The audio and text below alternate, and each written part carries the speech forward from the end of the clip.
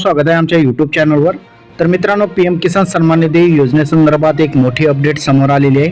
PM किसान सन्मान निधी योजनेचा 22वा हप्ता आता शेतकऱ्यांच्या खात्यामध्ये जमा होणार आहे। यासाठी केंद्र सरकारमार्फत तारीख सुद्धा जाहीर करण्यात आलेली आहे। देशातील लाखो शेतकऱ्यांसाठी ही एक महत्त्वाची बातमी आहे। केंद्र सरकारच्या पीएम किसान सन्मान निधी योजनेअंतर्गत मिळणाऱ्या पुढील हप्त्याबाबत मोठी अपडेट या ठिकाणी समोर आलेली आहे। म्हणजेच पीएम किसान सन्मान निधी योजनेचा 22वा हप्ता आता लवकरच शेतकऱ्यांच्या खात्यामध्ये जमा होणार आहे।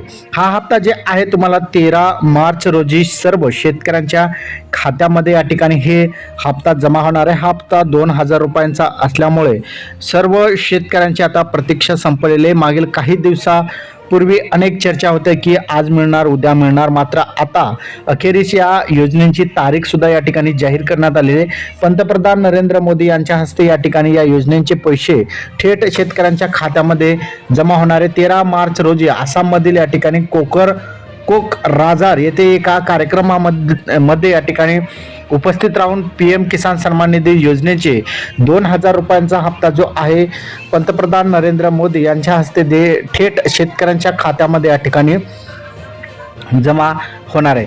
तर अशा प्रकारे बघितलं तर पीएम किसान सन्मान निधी योजनेसंदर्भात ही एक महत्त्वपूर्ण अपडेट होती।